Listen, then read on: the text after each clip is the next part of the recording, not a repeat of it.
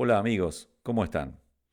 Hoy en Comentando las Noticias vamos a hacer una emisión especial que va a tratar todo lo referente a las elecciones en Rusia y vamos a profundizar un poco también en la problemática rusa en el conflicto de la OTAN con este país y vamos también a bucear un poco en la historia de este extenso país milenario, porque lleva alrededor de 1200 años como nación, civilización, que es la Rusia de ayer y de hoy.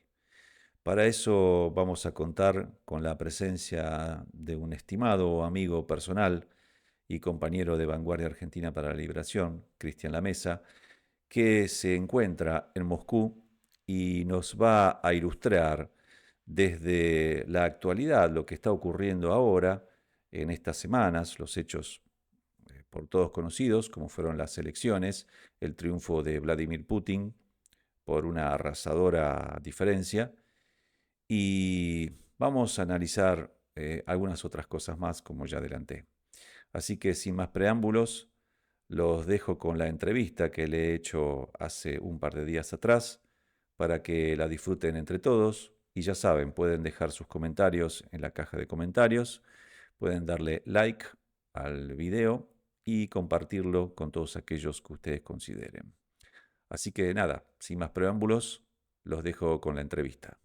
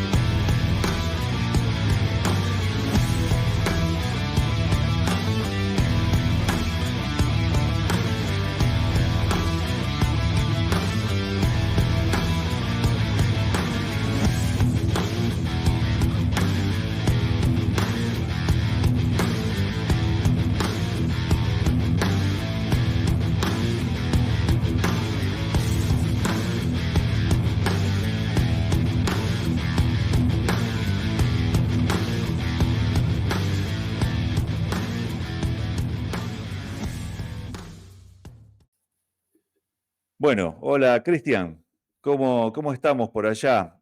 Quiero presentar primero a la teleaudiencia de este canal, Cristian Lamesa, argentino, de Pergamino por adopción, nacido en Buenos Aires, está actualmente en Moscú y lo hemos convocado porque aparte es amigo personal, un amigo muy querido. Lo hemos convocado en el canal para que nos dé un poco su visión de lo que fue el proceso electoral y de lo que está pasando en Rusia. Ya saben, este canal que es Comentando las Noticias, siempre generalmente comentamos noticias más bien nacionales que internacionales, pero eh, realmente también ponemos un ojo afuera porque, como decía un general famoso, la verdadera política es la política internacional, lo de adentro es simplemente política de cabotaje. Así que nada, es un placer tenerte, Cristian, y te vamos a acribillar a preguntas. ¿Cómo estás, Mariano? Un gusto estar charlando con vos, como bien dijiste, un querido amigo de Rosario, ahí pagos cercanos a Pergamino. Y bueno, acá se metes un chivo de mi canal de YouTube, ¿no? La verdadera política con Cristian Lamesa, inspirado en esa gran frase del general Perón de la verdadera política es la política internacional, que desgraciadamente en nuestra clase política parece que esa materia se la llevó a marzo de 2067. Más o menos. Recomendamos, a través de este humilde canal, recomiendo que se den una vuelta por el canal de Cristian, donde van a tener todas sus intervenciones en canales prestigiosos a nivel internacional, donde da su óptica y su punto de vista de estos procesos. Así que muy recomendable y paso el chivo, el canal de Cristian, La Verdadera Política, con Cristian Lamesa. Pásense por ahí que lo van a disfrutar mucho aquellos que les gusta la geopolítica. Cristian, Se han realizado las elecciones en Rusia, ha habido un resultado contundente. Putin ha sido reelecto por quinta vez, va para un quinto mandato, y sacó el 87%, verdaderamente una cosa arrasadora, en la cual ningún líder de Occidente puede exhibir semejantes cifras y semejantes cifras, digo, de aceptación popular. ¿Qué opinas al respecto? Y opino que realmente es una cachetada en la cara de este occidente colectivo, decadente y vetusto, porque muestra, vos fíjate que en nuestro país y en Occidente muchas veces se habla de el cansancio, ¿no? Que da el hastío de los mandatos prolongados, ¿no? Cómo eso va deteriorando la figura política. Y en el caso del presidente Vladimirovich Putin, tenemos a un mandatario que está transcurriendo su 25º año en el poder, si calculamos los 4 años en los cuales fue primer ministro de Dmitry Medvedev, lo calculamos como, por supuesto, una parte fundamental del poder, que de esa forma lo veo yo. Y tocando su pico de popularidad en este momento, con una elección, como vos bien decías, con el 87, más del 87% de los votos, y más del 77% de participación popular, lo cual es para destacar porque aparte Rusia es un país en el cual el voto es optativo, no es obligatorio. Entonces le da más mérito todavía a esta elección, que realmente no hace ni más ni menos que mostrar los méritos y los merecimientos de un mandatario que gobierna de cara a su pueblo y a los intereses de su patria. Y eso el pueblo ruso, que es un pueblo con memoria, un pueblo agradecido, un pueblo muy patriota, por supuesto que toma nota de esto y no pasa desapercibido. Y vos fíjate, si me permitís un minuto, unos segundos, una digresión, un líder de nuestras latitudes que llevó a cabo con muchos menos años en el poder, por supuesto, recién está comenzando, pero una elección realmente eh, inusitada para los cánones occidentales fue justamente el mandatario salvadoreño Nayib Bukele, hace apenas un mes y pico, en el cual se levantó un 82% de los votos, unos números casi putinianos, diría yo. Entonces, tal vez la fórmula y el secreto para tener esa popularidad deberíamos pensar si no es gobernar de cara a los intereses de los pueblos. Tal vez los políticos tendrían que rever qué es lo que están haciendo. O cuando critican a Bukele sin que sea sobre Bukele este programa, decir, bueno, lo critican porque hace lo que quiere el pueblo salvadoreño. Vaya paradoja y cómo el pueblo de ese país lo reconoce. Bueno, en el caso de Rusia es así, y quiero decir una cosa más y con esto cierro, así seguimos con el diálogo, Mariano, que a mí en estos días, por supuesto que, bueno, muy agradecido que varios medios de comunicación requirieron de mi opinión y de mi humilde visión al respecto, entre ellos una radio de Mendoza, de nuestro país. Y era muy cómico porque esta radio, que esa entrevista, como todas las que brindo, están en mi canal de YouTube, y esta gente un tanto pro-occidental y un poquito antiputinista, diría yo, siendo piadoso, me marcaban el tema este famoso de los disidentes, de la oposición que supuestamente no se pudo presentar, etcétera, etcétera, etcétera. Y el cálculo que a mí me parece que es obligatorio hacer y ante el cual no le veo mucha explicación es que, por un lado, dicen que no, Putin ganó con estos números porque se impidió que los opositores más fuertes pudiesen presentarse, lo cual no es cierto, pero vamos a poner que es cierto. Entonces yo me pregunto, ¿el pueblo ruso cómo sería si habían opositores muy fuertes, muy capaces de quitar del poder al presidente Putin? ¿Cómo es que la gente participa en un número abrumador, en más del 77% del padrón electoral, vota voluntariamente, en vez de abstenerse, que es lo que se hace habitualmente ante un régimen que prohíbe la participación de otros candidatos? Un mecanismo es la abstención, como bien lo sabemos, de hecho en la Argentina históricamente ha sucedido. Muy por el contrario, van en cifras récord históricamente para Rusia a votar y aparte votan al candidato Putin de una forma abrumadora por más del 87% de los votos. Entonces la lógica sería, como prohibieron a los opositores que van a sacar del poder a Putin, vamos en protesta a votar a Putin. ¿Me entendés a lo que voy con un poco de ironía? Entonces es eso lo que realmente a estos comunicadores occidentales yo creo que también un poco la cachetada en la cara es para ellos porque se quedan sin argumentos. Sí, a propósito de eso, yo saqué algunas preguntas de leyendo medios occidentales, sobre todo medios anglófilos, eh, en donde de alguna manera, se pretende descalificar esta elección de Putin en base a tres claves principales, ¿no? Una, le achacan esta victoria a la cuestión de Putin y la guerra en Ucrania. Eh, no dicen guerra a Ucrania, dice Putin invadió Ucrania en febrero del 2022. Eh, la otra es la oposición, que hay una oposición en realidad que es una mentira, que es una oposición pro-putinista o pro-oficialista. Eh, Hubo los cuatro candidatos, bueno, aparte de Putin que salió primero, el segundo fue Nikolai Karitonov del Partido Comunista de la Federación Rusa, tercero salió Vladislav Davankov y cuarto Leonid Slutsky. Si me corregís, si lo digo mal los nombres o si están en orden incorrecto, pero tengo la información de que es así.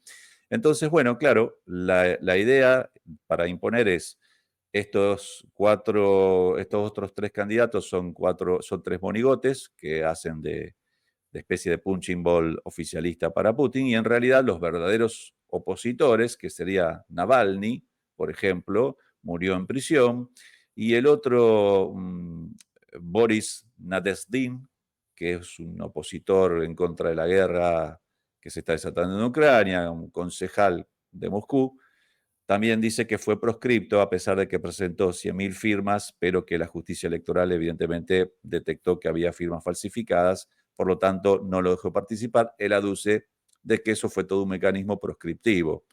Eh, ¿Qué hay de cierto de eso? ¿Y qué tanto hay en realidad de leyenda antirrusa desde los medios anglófilos?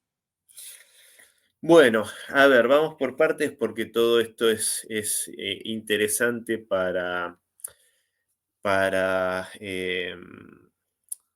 tratar de desandar un poco todas estas especies de mitologías, ¿no? Y podemos arrancar con esto que un poco ya en el cierre de lo que dije anteriormente más o menos esbozaba. Analicemos primero los cuatro candidatos, Putin, Haritonov, Davankov y Slutsky, están Ujú, sancionados por Occidente, los cuatro, ¿no? Sin embargo, hay un candidato que es Davankov, que es el tercero, el que sale tercero, que es el del ujú, partido Novie Lyudi, Nueva Gente, que es el único partido en la Duma estatal, que sería la Cámara de Diputados para que lo entienda la audiencia, es el único partido que se abstuvo en la votación que se dio en 2022, sí, el 22 de febrero, si no me equivoco, de 2022, cuando se reconoce la independencia, o no, no sé si no fue 1 o 2 días antes, porque el 22 de febrero de 2022 es cuando Rusia reconoce oficialmente la independencia de las repúblicas populares de Donetsk y Lugansk. El único partido de la Duma que se abstiene de reconocer la independencia de estas dos repúblicas es Novie Lyudi. O sea, no vota en contra, se abstiene. El resto, todas las fuerzas, Rusia Unida, el Partido Comunista de la Federación Rusa, el Partido Liberal Demócrata, que es el del célebre Vladimir Zhirinovsky, fallecido, que era una especie de Nostradamus ruso porque predijo en detalle, esto lo digo irónicamente lo de Nostradamus, pero sí, que predijo con una precisión meridiana la guerra y otros eventos hace ya algunos años atrás. Pero dicha esta digresión, todos los partidos votaron a favor del reconocimiento de la independencia de estas repúblicas. Con lo cual, ¿a qué traigo a cuento esto? Que es abrumadoramente mayoritaria la voluntad del pueblo ruso por la acción de preservar a las poblaciones perseguidas, víctimas de un genocidio y del intento de una limpieza étnica en el oeste, perdón, en el este ucraniano. Es más, era un tema que mucha parte de la población rusa le reprochaba a Putin no haber intervenido antes. Entonces, como para darle forma a esto, eh, la mayoría del pueblo ruso, a través de las diferentes corrientes políticas, está a favor de la operación militar especial, ¿no? Como una forma legítima de Rusia de defender a la población rusa que estaba siendo víctima de un intento de limpieza étnica que comienza el 16 de febrero de 2022. Porque en los medios occidentales, cuando te hablan que Putin el 24 de febrero invade Ucrania, no te cuentan que el 16 de febrero se inicia una ofensiva brutal con fuego de artillería y bombardeo pesado contra las poblaciones de Donetsk y Lugansk. No te lo cuentan. Y que eso iba a ser el preludio de una invasión por tierra. ¿Para qué? Para hacer una limpieza étnica, como por supuesto una provocación contra Rusia, como la provocación cuando Zelensky dijo en la conferencia de seguridad de Múnich del año 2022, en febrero también, si no me equivoco, principios de febrero, que Ucrania tenía derecho y que tenía e iba a buscar tener una bomba nuclear.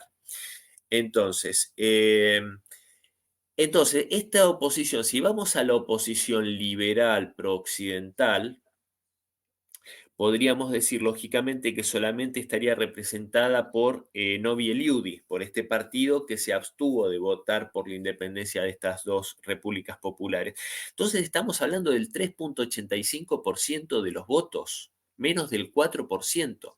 O sea, si Navalny no hubiese fallecido y se hubiese podido presentar, es lógico pensar que hubiese sacado ese porcentaje o menos aún, porque Davankov es un hombre liberal de derecha, pero moderado, no es un supremacista blanco como era Navalny. Nunca salió a decir que a los musulmanes había que matarlos a tiros y que eran cucarachas. Nunca salió a decir que los georgianos eran cucarachas, como sí lo dijo Navalny. Entonces, como estos son temas muy sensibles para el pueblo ruso, es muy probable que hubiese sacado incluso menos votos que mm, esos. Entonces, todo esto se construye en base a una ficción que quiere tejer Occidente y que yo sinceramente esto lo digo desde los primeros días de la operación militar especial y con esto cierro, no sé si me quedó algo en el tintero, si es así me lo señalás, pero yo decía en intervenciones en los primeros días de la operación militar especial, yo no entiendo por qué esta propaganda quieren direccionarla al interior de Rusia, porque no va a dar resultado, nunca lo dio ni lo va a dar, porque el pueblo ruso sabe de lo que se trata. Por ahí en Argentina se va el McDonald's y te hacen una campaña internacional en contra y te voltean un gobierno, aunque sea un buen gobierno, porque tenemos un pueblo que desgraciadamente tiene una profunda ignorancia política y es muy dependiente del discurso y de la propaganda occidental. Eso no pasa en Rusia. Entonces, toda esa propaganda es no solo que no hace efecto, sino que es contraproducente porque al pueblo ruso lo termina convenciendo cada vez más que está amenazado, que la OTAN quiere destruir Rusia, lo cual yo considero que es así, y aparte genera lo que generó históricamente en el pueblo ruso este tipo de amenazas, y es que se abroquelen tras la conducción de un líder fuerte que es el que encarna los derechos y los intereses del país y la defensa de la patria. Y eso es lo que explica Mariano, y con esto cierro, que gran parte del voto que históricamente a nivel elección presidencial iba al Partido Comunista de la Federación Rusa, en este momento se fue a Putin. ujú, Históricamente el Partido Comunista en las elecciones presidenciales obtenía 15-20%. Hoy mm, obtuvo un 4 y pico por ciento, un 4,31% de los votos. O sea que por lo menos un 10% de los votos migró a la figura del presidente Putin. Entonces, por supuesto que esto es, estas estrategias comunicacionales que ni siquiera resultados al aparato comunicacional occidental, ni siquiera en sus propias latitudes, porque vemos cómo la popularidad de sus líderes se cae a pedazos. Es lógico que parte de lo que votaban al Partido Comunista vayan y apoyen a Putin en tiempos de guerra, ¿no? Evidentemente, ante la amenaza externa real, porque los planes de Estados Unidos y de la OTAN, del Deep State de Estados Unidos, y no me acuerdo bien si era la Fundación Ayn Rand, que tenía planificado, ¿no? Partir, balcanizar la propia Federación Rusa en pequeños estados, incluso le había puesto banderas a todas Sí. las Bueno, está, nacionalidades. está la famosa Comisión Helsinki, que es la Comisión de Cooperación de... No me sale ahora el nombre, pero si la gente googlea Comisión Helsinki, es una comisión que es parte del Poder Ejecutivo y Legislativo norteamericano y tienen una conferencia de junio, si no me equivoco, de 2022 que se llama eh, Descolonizar Rusia y que habla justamente de esto que señalas vos. Y hago una pequeña digresión y seguís adelante, perdóname. Y acá hay que decir una cosa, que la posición en cuanto a la guerra por parte de los dirigentes del Partido Comunista es más radical y del Partido Liberal Demócrata es más radical y de hecho muchos de los dirigentes, en especial del Partido Comunista, ya hace tiempo que vienen pidiendo el uso de armas nucleares tácticas Ujú. contra los enemigos de la OTAN. No en suelo ucraniano precisamente, sino en otros de los lugares donde se decide esto.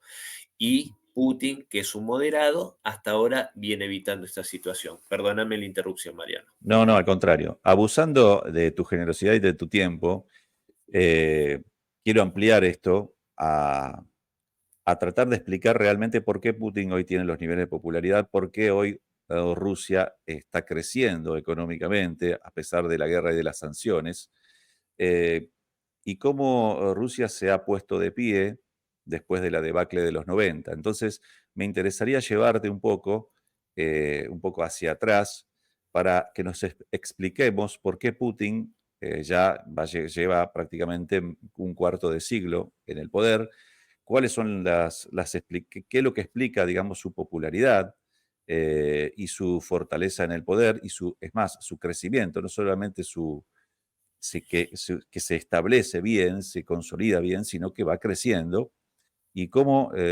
esto es paralelo a la recuperación de Rusia como hoy superpotencia mundial, con un papel principal dentro de las decisiones de la geopolítica mundial. Entonces, me interesa llevarte un poco hacia atrás, eh, qué es lo que explica un poco esto, ¿no?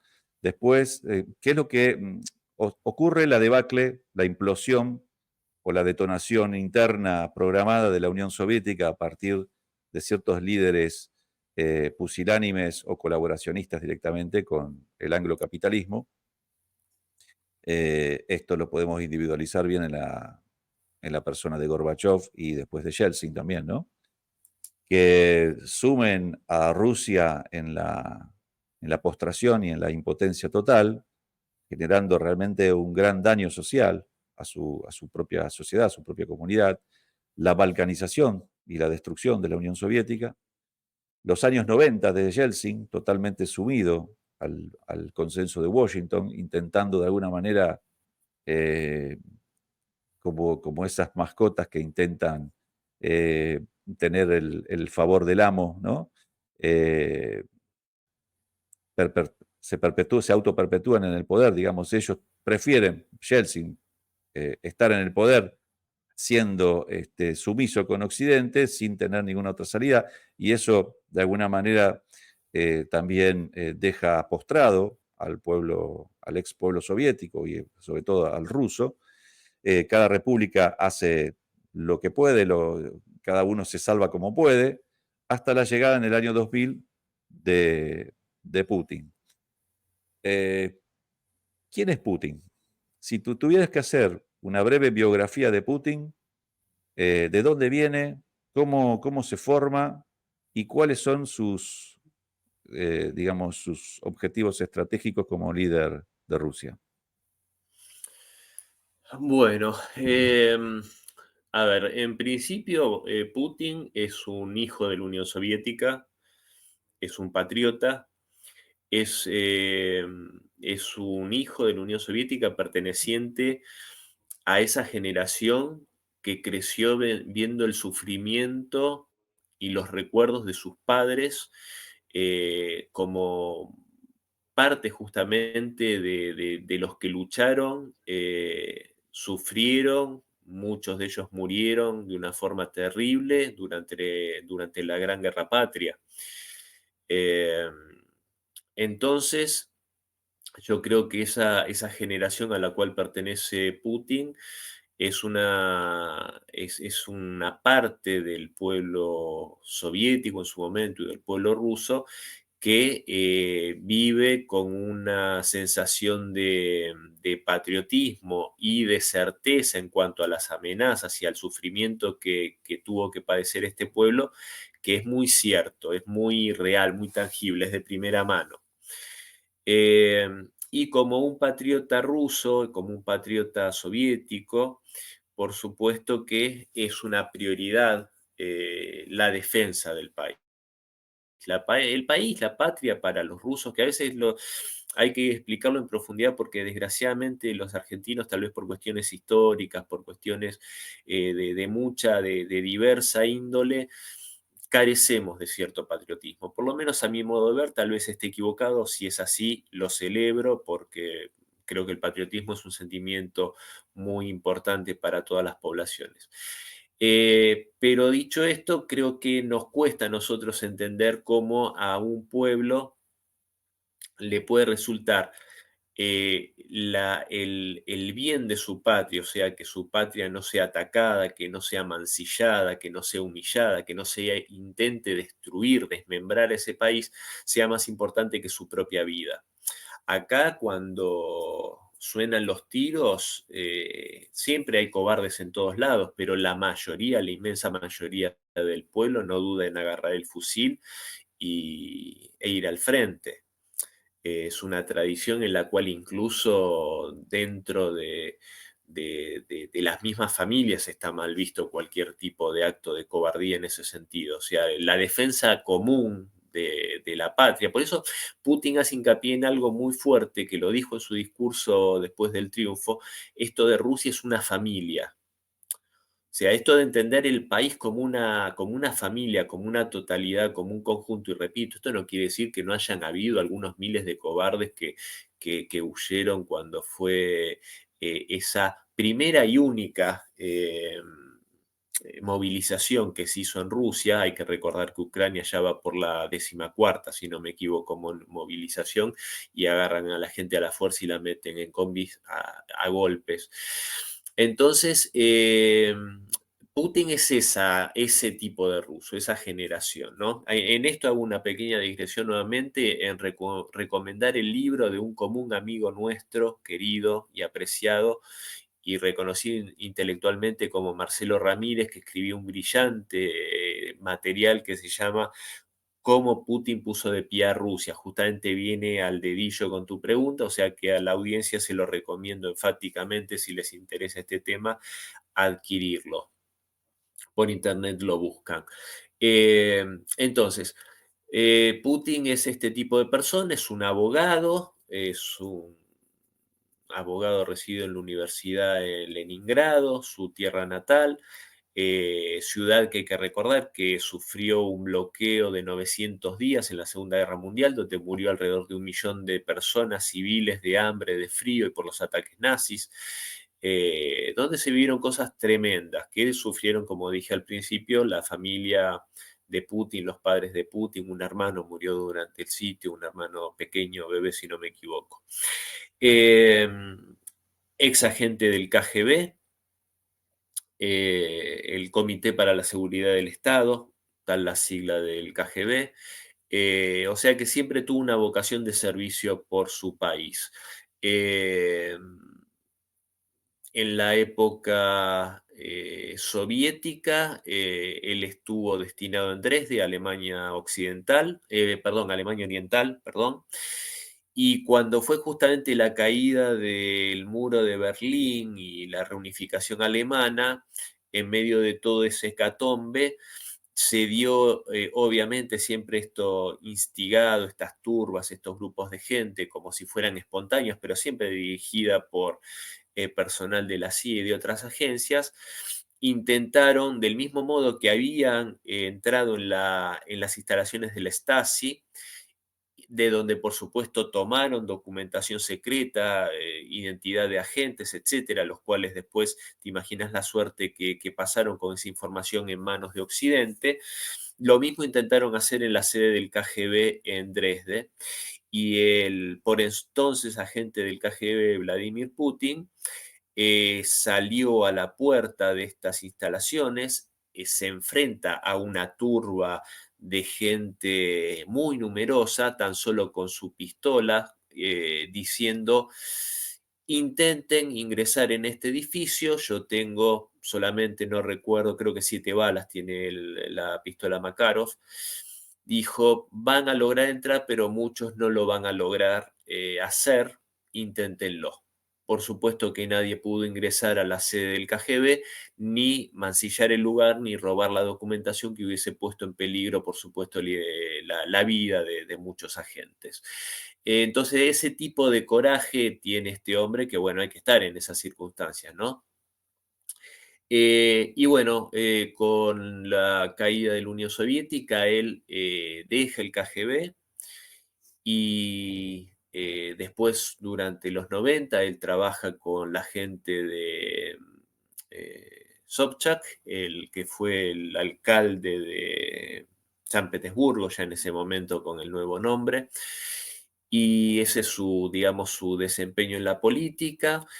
En los últimos tiempos de Yeltsin, es nombrado como coronel, con el cargo del coronel ya dentro de la estructura, como jefe, director del FSB, que sería el organismo de seguridad que es el heredero del KGB, es la Agencia Federal de Seguridad de Rusia. Y luego, bueno, es nombrado primer ministro por Yeltsin, y digamos que la única medida positiva, más allá de haberse opuesto al bombardeo a Belgrado, que por supuesto ya como estaba Rusia tenía cero peso en el concierto internacional, pero por lo menos Yeltsin tuvo ese rasgo de dignidad, porque ningún ruso podía no oponerse al bombardeo de Serbia, de Belgrado, en el 99. Creo que la única buena decisión que tomó fue nombrar primer ministro a Putin, y cuando renuncia el 31 de diciembre del año 1999, todos los mandatarios rusos y de la época soviética también se daba en el último día del año, anuncia su renuncia y que queda interinamente Putin como presidente, y llama elecciones para los meses siguientes, y es cuando gana.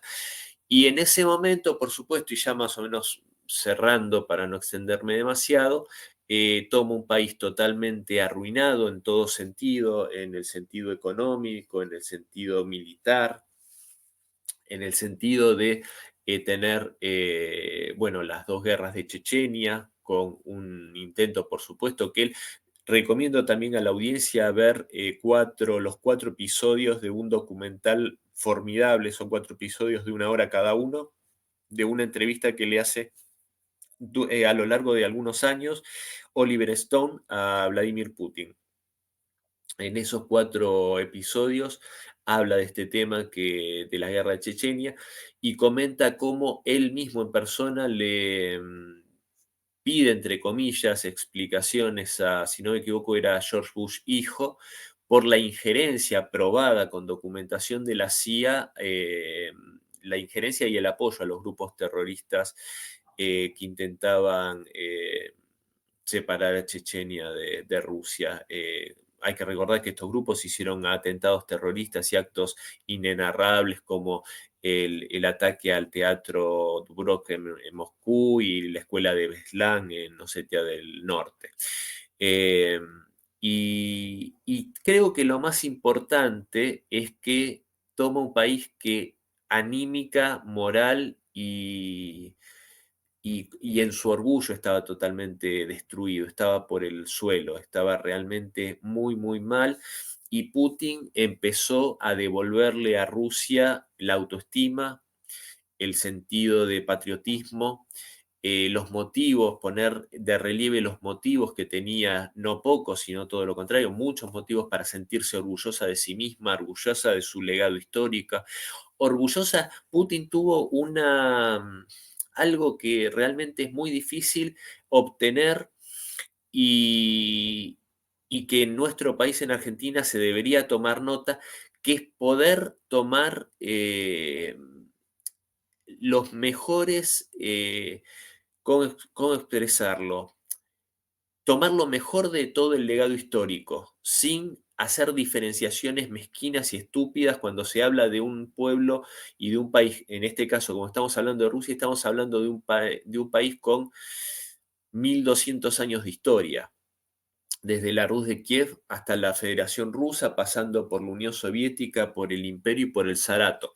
Entonces, por supuesto que desconocer algún periodo es una estupidez, y todos son periodos, momentos que tienen periodos gloriosos y periodos que son parte del legado histórico de este país. Y digo, en Argentina, cuando se intentan tirar algunos monumentos, otros no, después vienen otros que tiran otros monumentos, es una estupidez, realmente es una estupidez, y hay que entender cómo cada uno contribuyó, si lo hizo, a la grandeza del país en su contexto histórico, en su tiempo y con su idiosincrasia y demás cuestiones. Entonces, Putin logró sumar todo eso, los momentos gloriosos y los elementos de orgullo de la época del Imperio, del Zarato, de la Rus de Kiev, Alexander Nevsky, el príncipe Dmitri, no sé, la Gran Guerra Patria, eh, Bagration, el general Bagration, los grandes mariscales de la Unión Soviética en la Gran Guerra Patria, la figura de Stalin, la figura de, bueno, los monumentos a Lenin están en todas las ciudades de Rusia. Con lo que se puede discutir o no aspectos de la figura, lo que no se puede discutir es el legado histórico, y eso hasta llegar al día de hoy. Entonces hoy el pueblo ruso, gracias, creo yo, a todo lo que hizo Putin, es un pueblo que goza de la confianza en sí mismo, goza del orgullo de ser una nación grande.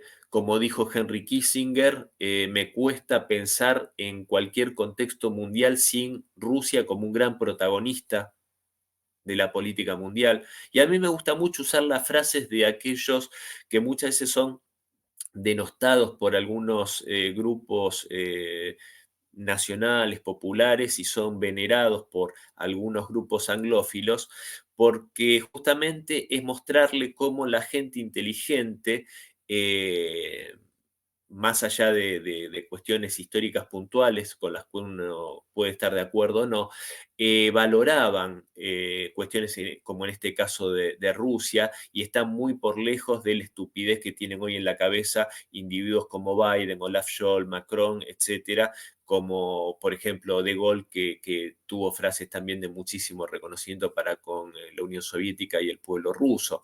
Entonces, por supuesto que Rusia es un actor de primer orden. Putin lo puso nuevamente en el tablero internacional, devolviéndole la fuerza, por supuesto, que tiene que tener un país que quiere terciar en los asuntos geopolíticos. eh, y realmente yo me atrevo a decir que Putin, sin duda, al día de hoy, y esto es una historia en desarrollo que sin duda va a seguir por lo menos hasta 2030, si no hasta 2036, con Putin liderando los destinos de Rusia, ya hoy está por lo menos entre los 4 mayores líderes de la historia, de la milenaria historia de Rusia, ¿no? Así que creo que, wow, somos contemporáneos a una figura con una relevancia histórica, que de hecho trasciende a Rusia. La elección del otro día, que culminó el domingo, es de importancia a nivel mundial, no solo para Rusia.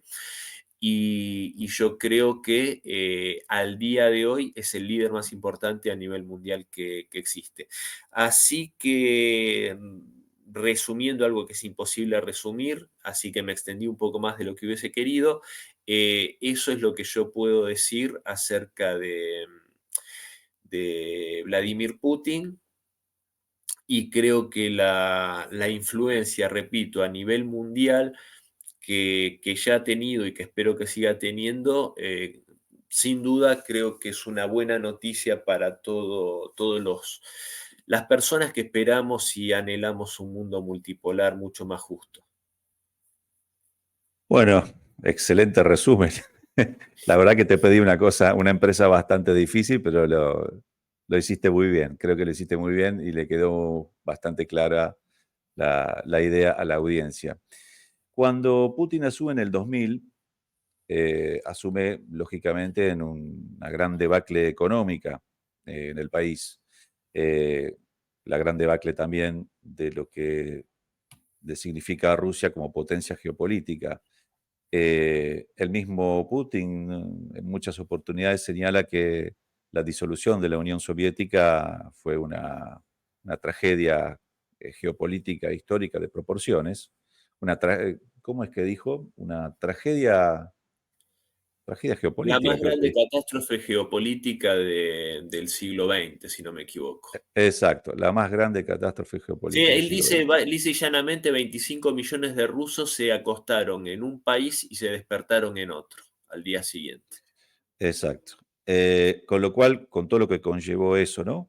Eh, Aclaremos también que en el año 91, en diciembre del 91, cuando se disuelve o se detona la Unión Soviética, previamente, creo que fue en febrero, había hubo un plebiscito sobre si la población quería mantener o no la Unión Soviética y ganó el, el- el sí por mantener la Unión Soviética con más del 70% de los votos, ¿no? De los pueblos, de las nacionalidades que conformaban en ese momento la Unión Soviética. Sin embargo, los tres líderes, Yeltsin y, ahora no recuerdo el nombre, el líder de Ucrania y de Bielorrusia en ese momento, con el Tratado de Belavesa, sin embargo, fueron en contra de la voluntad popular y en pro de los perdón, intereses geopolíticos del occidente colectivo, decidieron desarmar la Unión Soviética.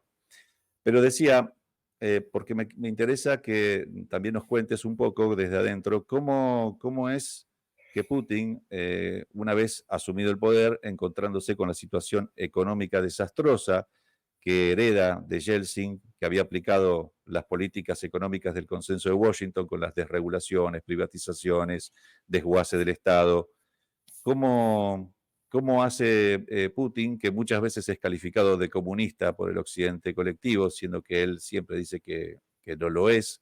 Sin embargo, lo que irrita a Occidente y a este consenso liberal es que Putin pone la economía a funcionar en función de los intereses del pueblo, ¿no? Y los intereses geopolíticos de la nación.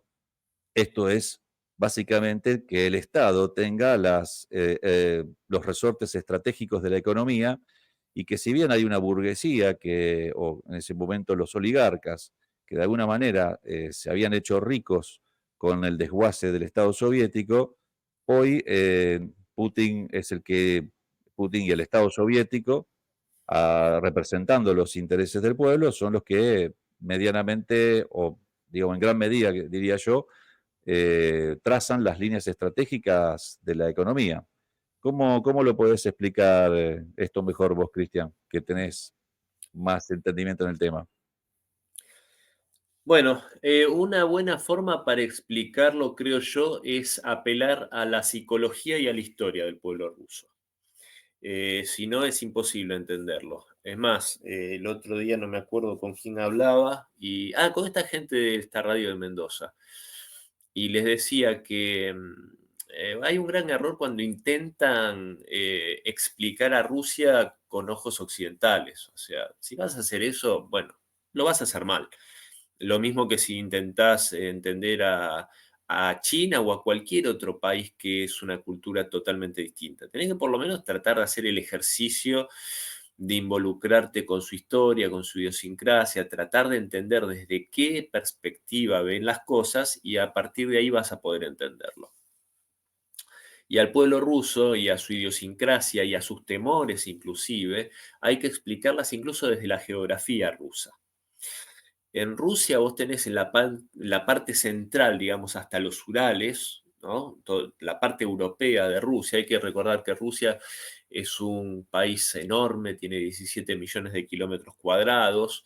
Eh, la Unión Soviética, si no me equivoco, tenía 22 millones de kilómetros cuadrados y el Imperio Ruso en su mejor momento tuvo 23 millones de kilómetros cuadrados. Hay que recordar que fue el único país tricontinental en la historia, que abarcaba Europa, Asia y América, en Alaska.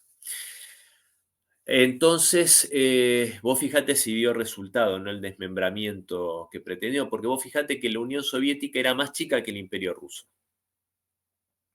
Cuando decimos que la Unión Soviética estaba integrada por 15 repúblicas, esas 15 repúblicas y algo más formaban parte del Imperio Ruso, que después sería todo un tema hablar de la organización del Imperio Ruso. Pero bueno, para no irnos por las ramas, y al margen de que quieren seguir desmembrando, eh, todo lo que es la parte europea, que es el 25% del territorio, el 75% está en Asia, el 25% en Europa. De los Urales para el occidente es Europa. Y, y ahí vos tenés toda una estepa, tenés todo llanura.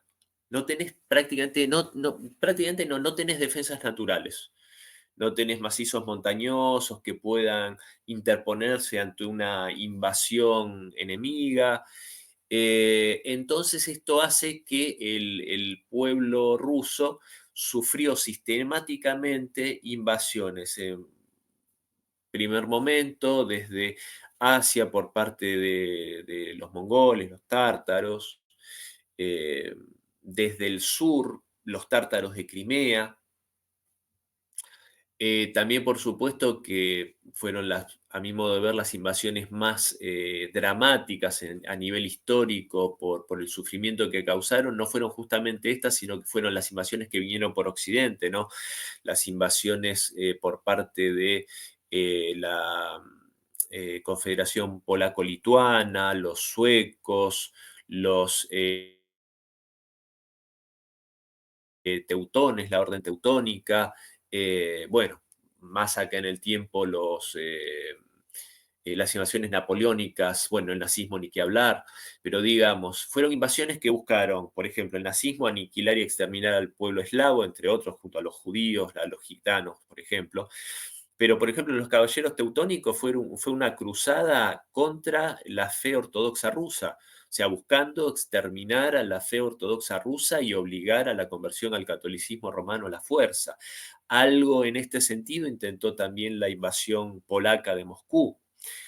Así fueron expulsados a patadas, ya se sabe en dónde.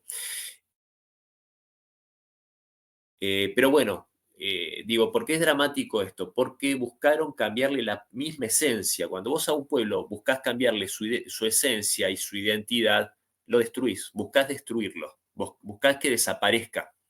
Un pueblo que deja de ser tal en su identidad ya fue exterminado. Entonces,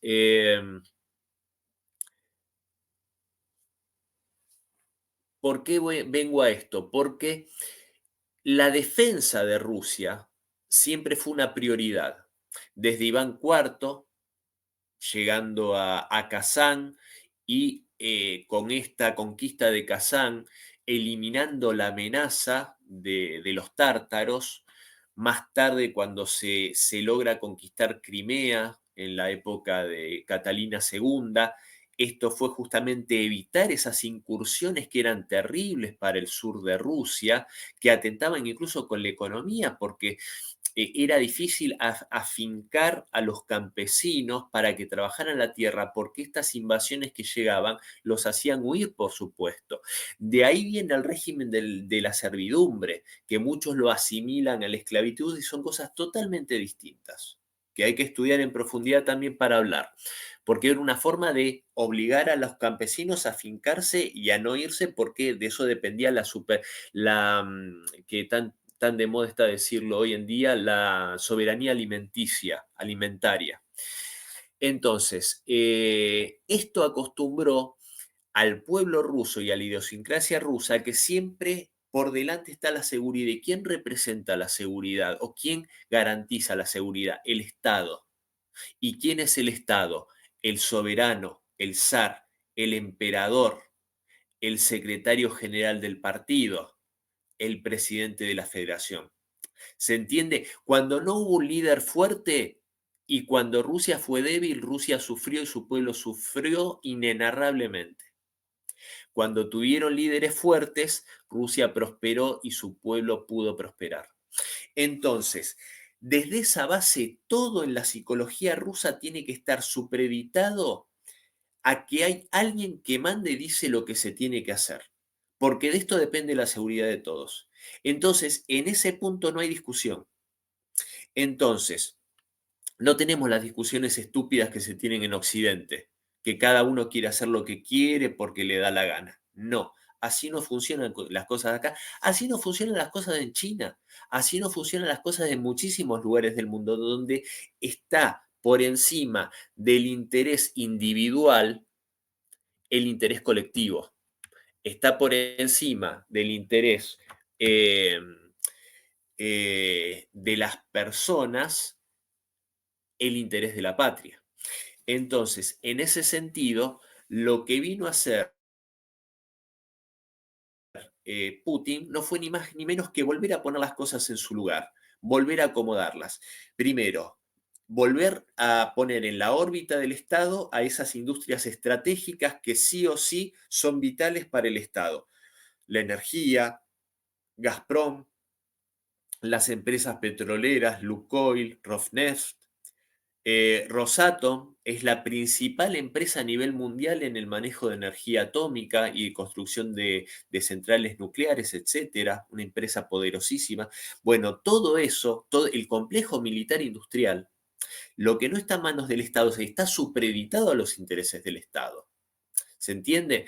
Entonces, lo que hace Putin ante ese grupo corrupto y degenerado de oligarcas que no eran ni más ni menos que ex jóvenes prometedores del Komsomol, jóvenes de la juventud del Partido Comunista, es un partido comunista que había empezado a ser corrompido por Khrushchev, y después, bueno, siguió viviendo un franco deterioro con algunos momentos más virtuosos, como en la era Brezhnev, pero bueno, a estos jóvenes prometedores, y lo digo irónicamente, del Komsomol, fueron los que se beneficiaron después de las privatizaciones, entre comillas, que después habría que ver en profundidad cómo funcionaron las privatizaciones, que no fueron en rigor una privatización, sino que fue otra cosa, peor aún. Y, por ejemplo, Mikhail Jodorkovsky, el expresidiario, evasor de impuestos y demás delitos económicos, que hoy está en el Reino Unido gracias a un indulto del presidente Putin hace años, y llegó a ser el hombre más rico de Rusia, fue uno de esos jóvenes del Partido Comunista, un corrupto en toda regla que se benefició de ese desguace del Estado y que pretendían seguir adelante con esas políticas sintiéndose dueños del país. Lo que hace Putin es sentarlos y decirles, a partir del día de hoy, no hay nadie en Rusia más poderoso que el pueblo ruso y yo soy su representante. Entonces, la idea es la siguiente, los que trabajen entendiendo esto en aras del bienestar de Rusia y del progreso y que salgamos adelante, va a estar todo bien. Los que no lo consideren, bueno, va a haber problemas, básicamente. Y eso es lo que sucedió. Y eso es lo que permite que Rusia crezca, que prospere, que no se asfixie, porque hay otra cosa. Primero, eso es interesante después hacer un apartado con esto de si Putin comunista, si Putin no comunista, porque es una gran confusión y es más, es una cosa antigua que no le interesa a nadie, porque ya izquierda y derecha hablar en esos términos es una estupidez, pero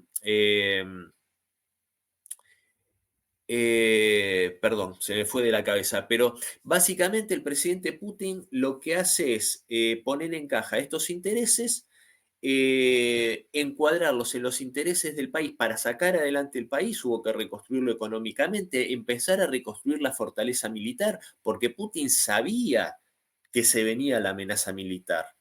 Si estaban armando y generando grupos terroristas en Chechenia, ¿a qué más iban a llegar? ¿A todo? Eso él lo avisa en 2007 en la Conferencia de Seguridad de Múnich, cuando dice, basta, por favor, queremos ser amigos de ustedes, queremos ser socios, queremos llevarnos bien, pero dejen de amenazarnos y de rodearnos con bases a través de la OTAN. Bueno, obviamente todo esto había que hacerlo con recursos y no, por ejemplo, con esto, ahí es lo que quería decir. Cuando se dice los zurdos empobrecedores con los impuestos y todo, nada más lejano a la idea del comunismo que los impuestos. Justamente en Rusia, los grandes ingresos que tiene el Estado son por las poderosísimas empresas estatales que funcionan espléndidamente bien, no como en nuestro país, y las empresas privadas, la carga impositiva es súper llevadera, sería envidiable para nuestras latitudes. Entonces, hay muchísimas cosas como para ver y aprender acá. Entonces, ya cerrando esto, acá tenemos un país con un Estado fuerte, un capitalismo de Estado, un Estado eficiente, donde todo funciona muy bien en cuanto a la eficiencia de las empresas, etcétera. La eficiencia en cuanto a lo económico, a los dividendos, por eso justamente Rusia puede vivir este bienestar que está llevando adelante a pesar de las sanciones y todo lo que vos mencionabas.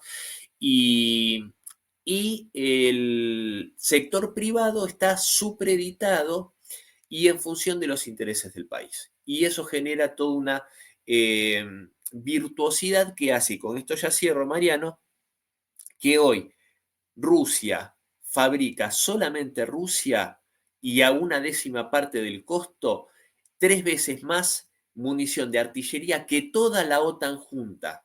El complejo militar industrial ruso, 3 veces más que todo el complejo militar industrial norteamericano y de toda la OTAN junta. Y a un 10% del valor.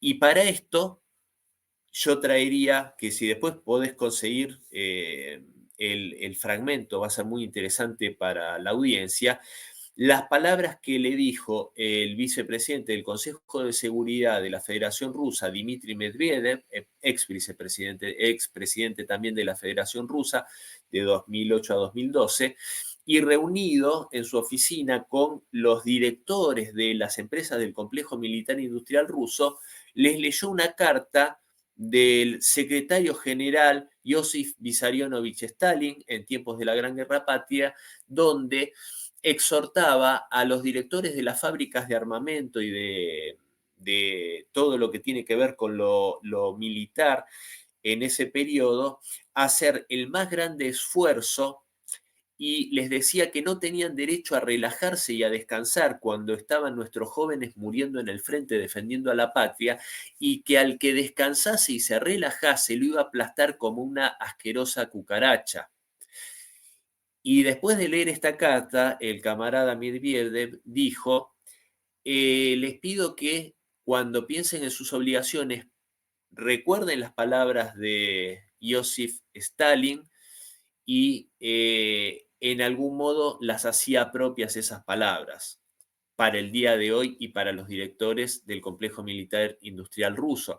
Entonces me parece que es bien claro en este país dónde están puestas las prioridades y justamente todo esto, repito, hace que Rusia le haya pasado por encima en eficiencia, no solo a Estados Unidos, sino a Estados Unidos y Europa en su conjunto.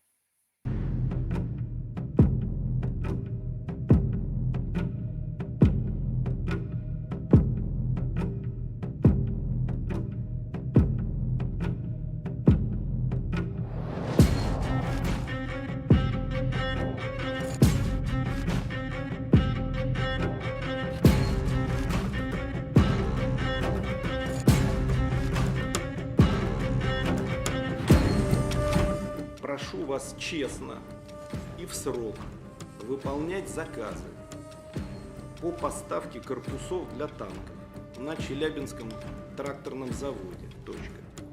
Сейчас я прошу и надеюсь, что вы выполните долг перед Родиной. Точка. Через несколько дней, если вы окажетесь нарушителями своего долга перед Родиной, запятая, начну вас громить как преступника, пренебрегающих честью и интересами своей родины. Точка.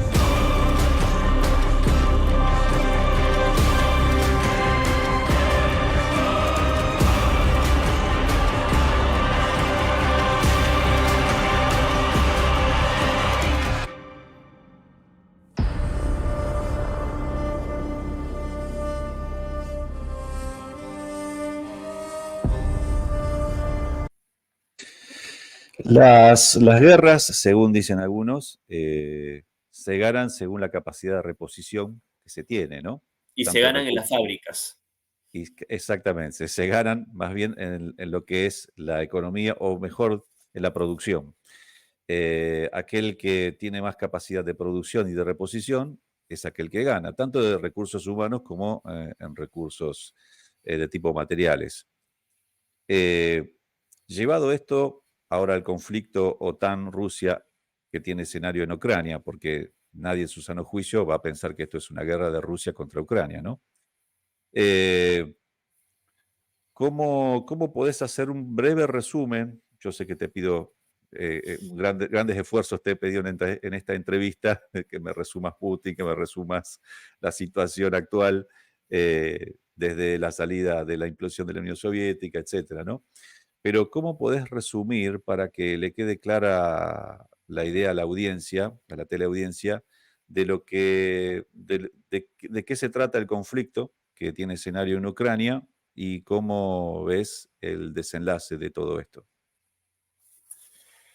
Bueno, qué complejo resumir estos temas, pero bueno, vamos a meter primera, enganchamos segunda y vamos para adelante. Sí, no, Y la idea es que hagas un breve raconto de cómo se fueron dando los hechos, de a qué se debieron y por qué finalmente Putin decide la operación militar especial y cómo, a tu parecer, va a terminar el asunto.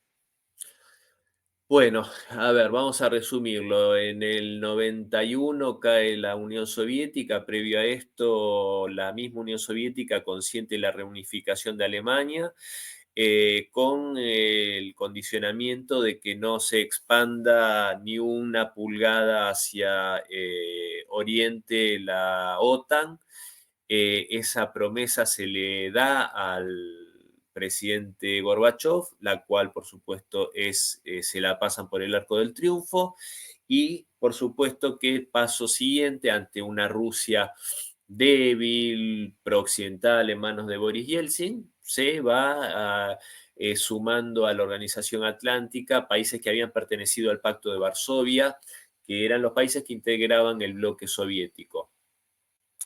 Eh, por supuesto, esto era una amenaza en toda regla, porque la OTAN, hay que recordar que se forma en el año 49 como un grupo de países, una alianza defensiva para oponerse a un expansionismo supuesto, que nunca se verificó en la realidad, a un expansionismo de la Unión Soviética. Caída en la Unión Soviética, lo lógico hubiese sido que cayera la OTAN, cosa que no sucedió. A ver, digo, como desapareció el Pacto de Varsovia, del mismo modo tendría que haber desaparecido la OTAN.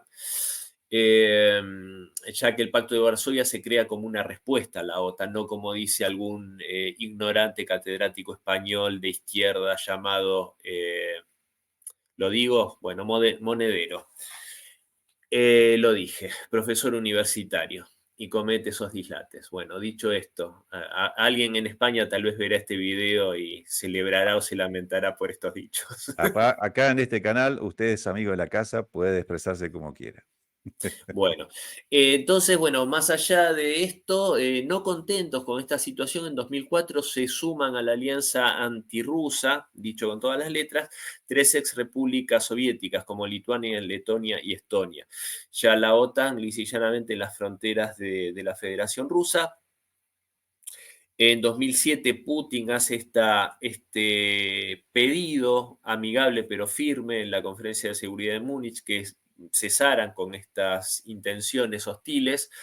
Y a pesar de eso, al año siguiente, en 2008, se le hace una especie de invitación a Georgia y a Ucrania a formar parte de la Organización Atlántica. En ese momento en Georgia hay que recordar que estaba este payaso que se comía la corbata, Mijail Saakashvili, un títere obscenamente asqueroso de los Estados Unidos, que hace una incursión armada contra Osetia del Sur, una región étnicamente y culturalmente rusa en el norte de Georgia.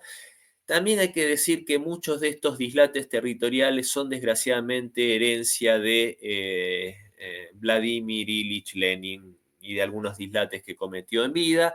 Hay que reconocerlo porque si no, los que nos reconocemos con una identidad comunista también no podemos no ver estos errores para que justamente no se repitan en otras oportunidades.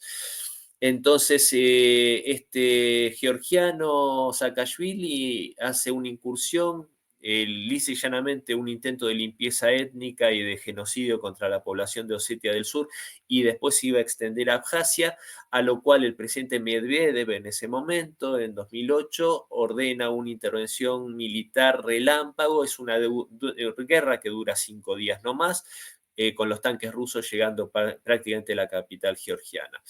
Eh, o sea, esto por supuesto que era instigado por la OTAN, por eso lo traigo a cuento. O sea, lo de Ucrania no es ni más ni menos que un eslabón en una cadena de hechos históricos y de agresiones, que nos vamos 4 años atrás y vamos a ver cómo en las elecciones presidenciales de 2003, 2004 en Ucrania, es electo el presidente Víctor Yanukovych, un presidente con gran aceptación y popularidad en las regiones rusófonas de Ucrania, del sur y del este, toda la región de Nueva Rusia, y le hacen una revolución de color en ese momento, donde el contrincante era Víctor Yushchenko, La otro revolución, la revolución naranja, ¿no era? la Revolución Naranja, claro,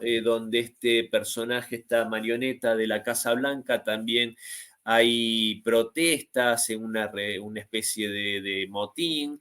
Logran, mediante presiones, que la Corte Suprema ordene una tercera vuelta electoral, porque en el balotaje gana Yanukovych, y en esa tercera vuelta electoral, donde se simula un envenenamiento contra Yushchenko, estos envenenamientos que nunca resultan exitosos. Resulta que los rusos son maestros en envenenar, pero justo al que tienen que envenenar sobrevive. Bueno, la cuestión es que este tipo que toma el poder en 2004, Víctor Yushchenko, es el que inicia toda esta ola de neonazismo ucraniano. Por eso es bueno a veces irse para atrás. También habría que ver, bueno, cuántos nazis ucranianos se refugiaron en Canadá después de la guerra, pero ya es irnos muy atrás. La cuestión es que este tipo es el que reivindica y le da de forma póstuma el título de héroe de Ucrania a Stepan Bandera, ese criminal de guerra ucraniano. Y en 2010, nuevamente elecciones, y ya no pueden hacerle fraude nuevamente a Víctor Yanukovych porque gana de una forma abrumadora, y de hecho Víctor Yushchenko, el presidente en ese periodo, saca un 5% de votos. O sea, el presidente en ejercicio, Mariano, saca 5% de votos. Eso demuestra que, por supuesto, su popularidad por los suelos, y hace muy discutible que haya ganado en 2004. Bueno, por supuesto que a Víctor Yanukovych es al que, por prorruso supuestamente, y tan solo por no querer sumarse a la Unión Europea en un trato que iba a ser realmente un quebranto económico para Ucrania, le hacen el famoso Euromaidán, el golpe de Estado. A raíz de ese golpe de Estado se genera una guerra civil en el Donbass, en estas poblaciones que habían elegido hasta por márgenes del 90% a Víctor Yanukovych y que por supuesto se negaban y se resistían al golpe de Estado por parte de estos grupos neonazis. Hacen la masacre de la Casa de los Sindicatos en Odessa el 2 de mayo del 2014, donde queman vivas a más de 50 personas. En ese contexto, Crimea, la península de Crimea, ha dado un estatus especial que tenía porque históricamente era rusa y en 1954 Nikita Khrushchev se la obsequia a Ucrania, pero estaba dentro de la Unión Soviética, o sea que era un tema administrativo no más. Hay que recordar que era la República de Crimea y la ciudad autónoma de Sebastopol. Entonces, en este estatus especial que tenía dentro de la constitución ucraniana, pueden hacer un referéndum en el cual se independizan de Ucrania y piden la unificación con Rusia, la cual es aceptada por la Duma estatal. Todo esto, por supuesto, que fue instigado por Estados Unidos, por la Unión Europea. Están comunicaciones de Victoria Nuland, si no me equivoco, diciendo que habían contribuido con 5.000 millones de dólares para que esta destitución de Yanukovych fuese exitosa. Y logran instaurar un régimen totalmente pro-occidental, un régimen criminal que llegó a bombardear incesantemente a población civil en el Donbass con fuego de artillería y con aviación. Y a pesar de todo esto, Rusia se mantuvo sin reconocer la independencia de estas regiones, abogando para que se respetasen los acuerdos de Minsk, que fueron acuerdos en los cuales eran garantes Francia, Alemania y Rusia para el diálogo entre Ucrania y los rebeldes del Donbass, entre los, que no buscaban ni más ni menos que generar los elementos para que respetadas en su diversidad cultural pudiesen formar bajo un estatus autonómico como es en España, pero dentro de la soberanía ucraniana, estas regiones. Todo esto fue irrespetado por parte de Occidente, Macron, no, perdón, François Hollande y Angela Merkel salieron en declaraciones de hace apenas un año y pico atrás a decir que en realidad estos acuerdos nunca se había pensado en que se respetasen, sino que simplemente era ganar tiempo para armar a Ucrania en contra de Rusia. Esto lo dijeron públicamente. Con lo cual, ¿cómo Rusia puede volver a confiar en la palabra de Occidente después de esto? Es muy difícil. Entonces, a la situación actual se llega con básicamente un régimen que pasó de ese golpe de Estado a un presidente como Petro Poroshenko, occidental y pro, o sea, defendiendo a estos grupos neonazis. Después Volodymyr Zelensky, que llega a la presidencia prometiendo una salida negociada y pacífica a la cuestión del Donbass. Por supuesto, eso hizo que fuese muy votado en las elecciones de 2020, si no me equivoco, y, perdón, 2018-2019. Y después sí respetó sus promesas de campaña, generando justamente la guerra, porque de vuelta hay que recordar que la operación militar especial se da ante la presión que recibe el presidente Putin por parte de la Duma estatal y de la opinión pública rusa, porque ya la amenaza de una limpieza étnica contra la población rusófona del Donbass era algo imposible de soslayar. Acá un pequeño dato, Mariano. En la famosa ciudad de Mariupol, que se recuerdan los grandes combates, es una ciudad del Donbass que quedó en manos del régimen de Kiev cuando las tropas de autodefensa de Lugansk y Donetsk logran mantener a raya a los nacionalistas. Mariupol queda en manos de Kiev.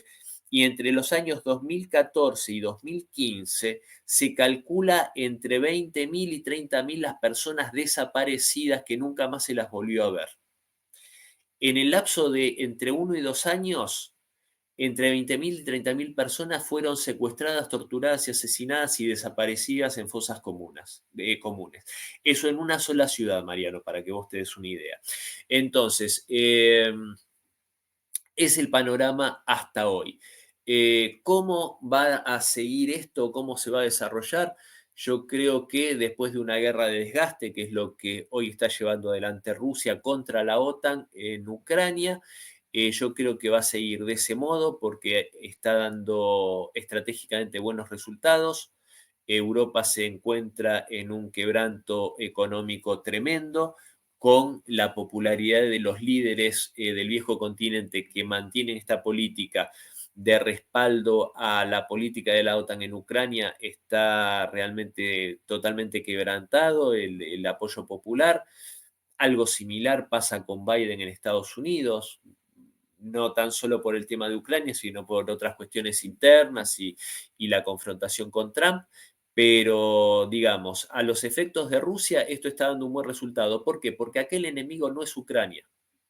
El enemigo es la OTAN y esta élite occidental, porque tampoco es Occidente el enemigo de Rusia, sino la élite occidental, esa élite corporatocrática que quiere un dominio mundial, un nuevo orden mundial, esta famosa Agenda 2030, en la cual no tendrás nada y serás feliz. Bueno, a eso es a lo que se opone Rusia, se opone China. La guerra contra Rusia, por supuesto, es porque, a ver, no pueden convivir las dos cosas. O convive o prevalece este orden que quiere subsumir a Rusia y a China en una derrota contundente para ser dominados, o triunfa Rusia, China y los estados soberanos que pretenden el respeto justamente a la soberanía de los países y a sus pueblos, y al triunfar ellos, lo otro no es que muere porque quieren estos países destruirlos, sino que por el solo hecho de morir en su hegemonía, languidecen y desaparecen como tales, ¿se entiende? Entonces, yo creo que va a ser una buena noticia si gana Trump en Estados Unidos, a pesar de que el candidato de Vladimir Putin es Biden, pero yo creo que va a ser una buena noticia si gana Trump. Eh, y va a ser una buena noticia también si la OTAN desaparece de una buena vez.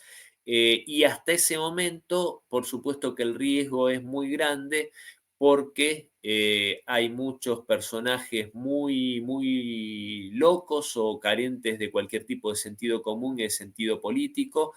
Y hoy ante estas personas es cuando yo me permito decir que se extraña a un Kissinger, aunque muchos se revuelcan por el piso cuando lo digo, pero digo, se extraña la política, la realpolitik, ¿no? Se extraña el hecho de saber cuándo detenerse. Estos tipos no lo saben, tenés un Macron, que es un tipo que no viene de la política, sino que viene de la banca Rothschild, y que cree que es una buena idea mandar 2.000 militares rusos a Ucrania, con lo cual eso es prácticamente una declaración de guerra. Es lo mismo, lo cual habilita a Rusia a atacar París. Franceses, militares franceses, Perdón, ¿qué dije? Perdón, rusos, rusos, franceses. no. 2.000 franceses a Ucrania. Tenés a un tipo como Rishi Sunak que viene de los fondos de inversión. Bueno, esos son los tipos, los gerenciadores que pone esta élite corporatocrática de Davos.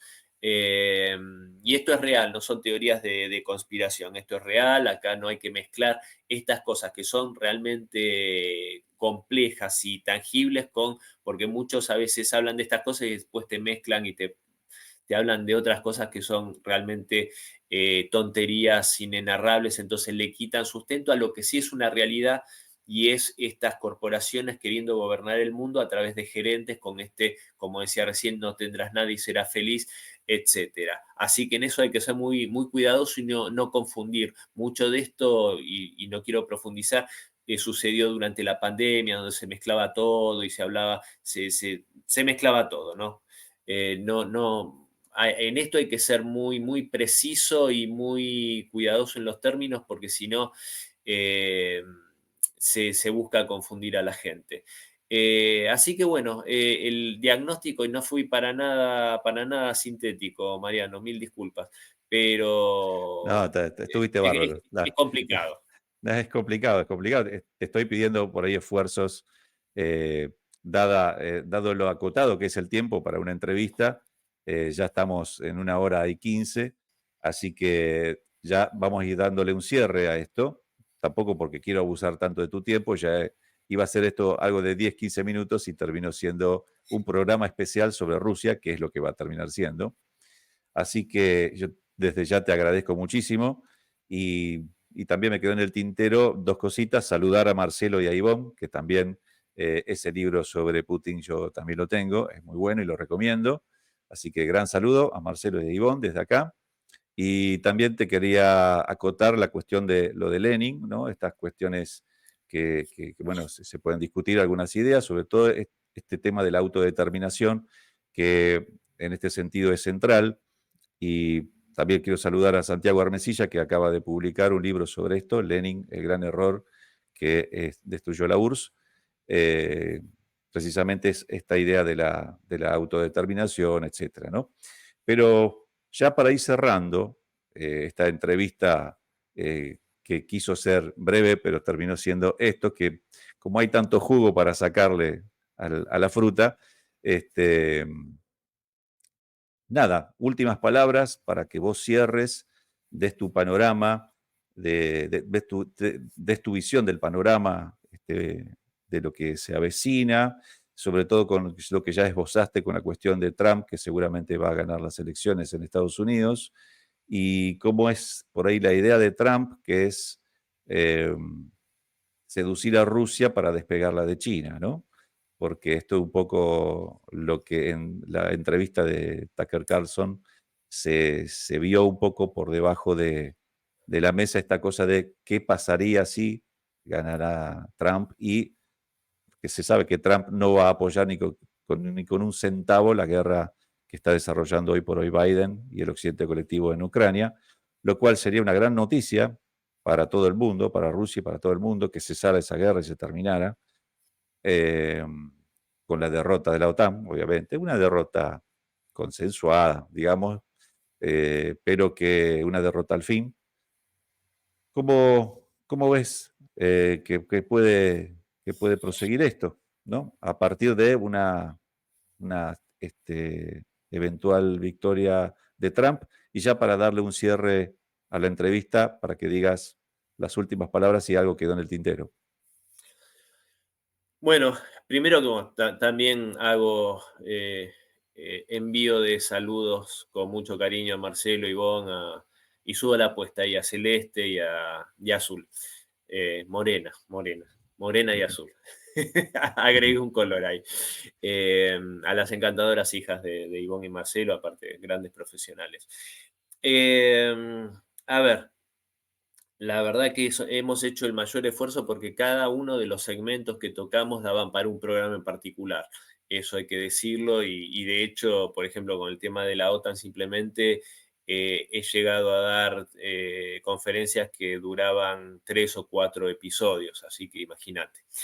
Hay mucha tela para cortar y aparte son temas apasionantes. Y respecto a esto, vos sabés que yo creo que eh, la política hay algo que genera y es el que algunos le llaman el tiempismo, ¿no? El saber manejar los tiempos.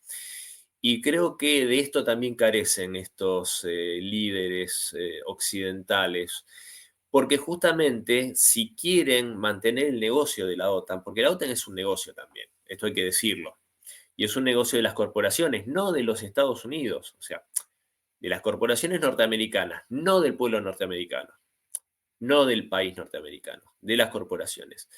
Porque si no nos explica, como decía hace horas nomás en una entrevista el expresidente Trump, que Estados Unidos llega a pagar el 90% del gasto de la OTAN. El 90%, siendo que es un país entre 32 y que cada país debería por lo menos, según lo establecido en el mismo estatuto, pagar el 2% de su PBI en defensa como contribución a la OTAN. Que es cuando se ofenden y muchos decían que era una locura, ¿cómo iba a decir que no los iba a defender? Que él dijo, no, o sea, y eso en realidad, llevado, o sea, si en un club vos no pagás la cuota, la membresía, vos no tenés derecho a los beneficios que te dé ese club.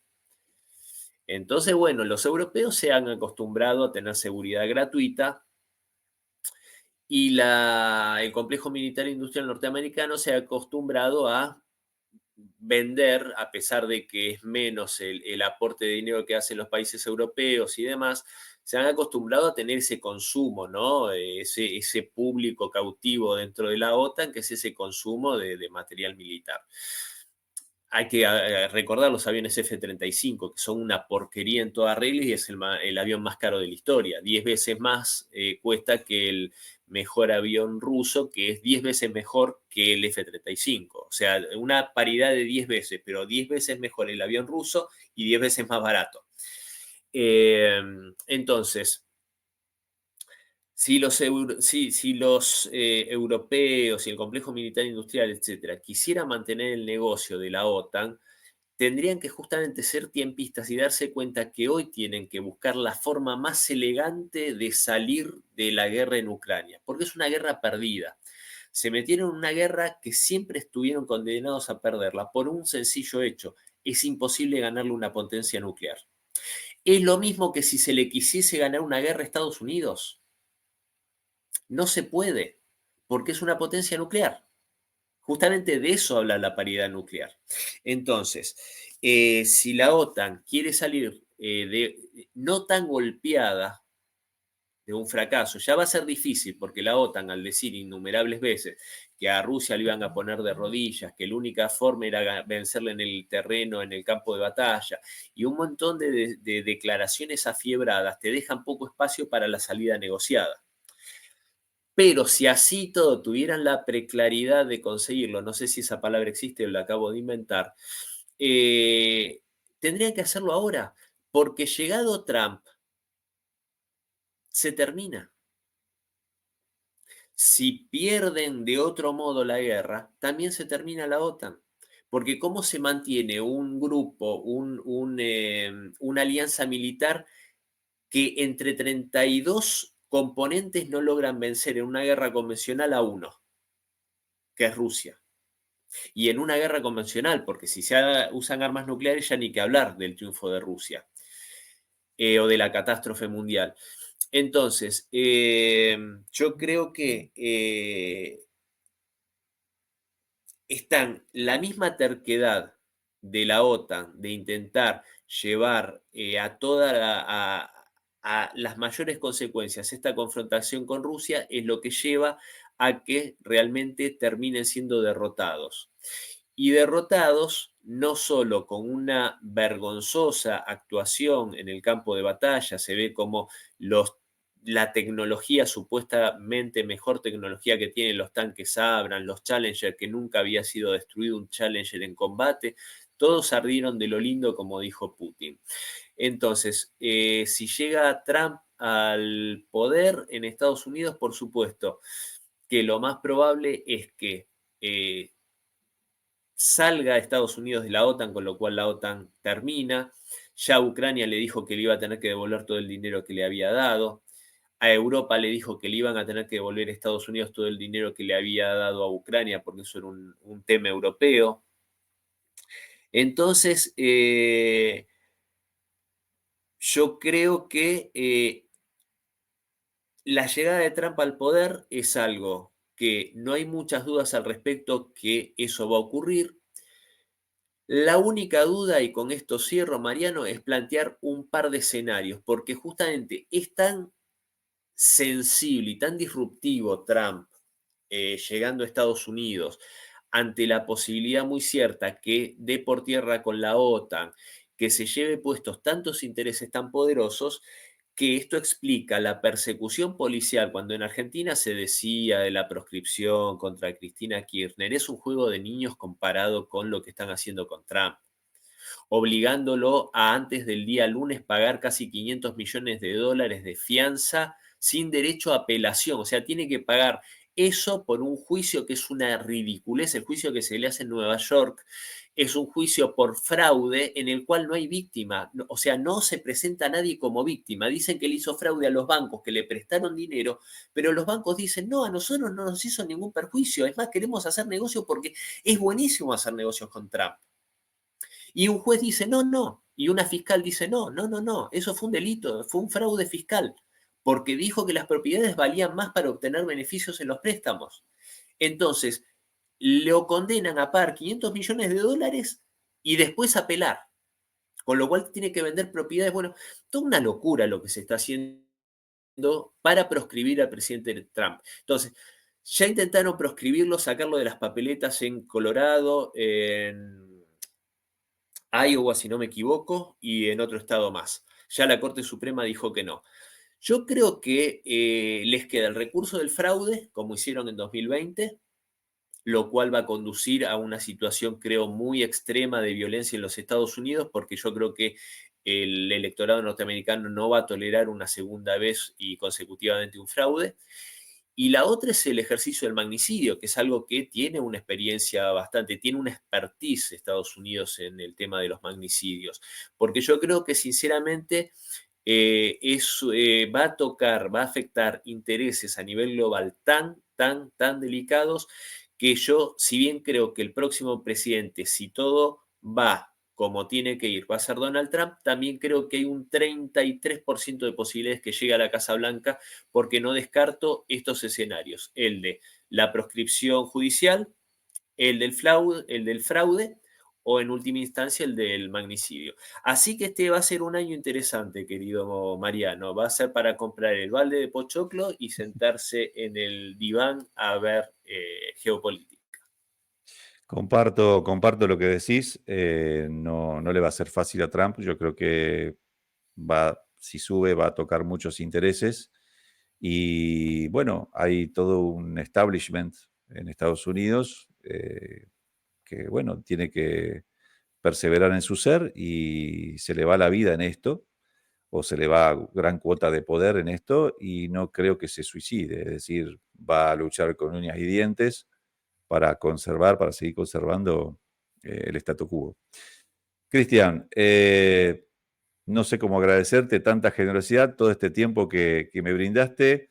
Realmente salió una entrevista muy, muy buena, muy jugosa, mucha tela, mucha data, mucha reflexión. Así que yo calculo que esto va a ser de gran interés para todos aquellos que están siguiendo los avatares, ¿no?, de lo que estaba ocurriendo hoy por hoy en el mundo. Así que te quiero agradecer y nada, convocar también para en otras oportunidades que te sumes a este pequeño emprendimiento que estoy haciendo por YouTube, que es comentando las noticias, porque se necesita muchas cabezas como la tuya para seguir pensando la realidad. Así que nada, ya te dejo que te despidas y cerramos la entrevista. Cuando usted considere que mi presencia puede sumar algo, solo tiene que invitarme. Como le dije al colega Armesilla, solo hace falta que me inviten y me tienen. Genial. Cristian, te mando un abrazo grande y nada, esto fue la entrevista especial Rusia. Espero que la hayan disfrutado tanto como la hemos disfrutado nosotros dos. Bueno, amigos, espero que hayan disfrutado de la entrevista tanto como la he disfrutado yo, porque la verdad salió muy jugosa. Cristian es un gran analista, ha dejado muchísima data como para reflexionar y para conocer mejor ese país lejano que está sometido realmente a un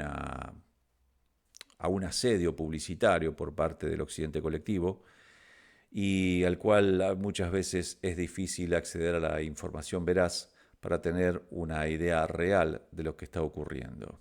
Tanto Rusia como China son dos países, dos potencias que van a tener un papel destacado en este siglo XXI que ya estamos transitando y tenemos que hacer el esfuerzo realmente por llegar a fuentes fidedignas que nos den en detalle la situación real de lo que está ocurriendo en esas potencias. Así que nada, darle like al video, compartirlo con todos aquellos que ustedes consideren y nos vemos cuando se pueda en otra emisión de Comentando las Noticias. Así que salud, patria y socialismo.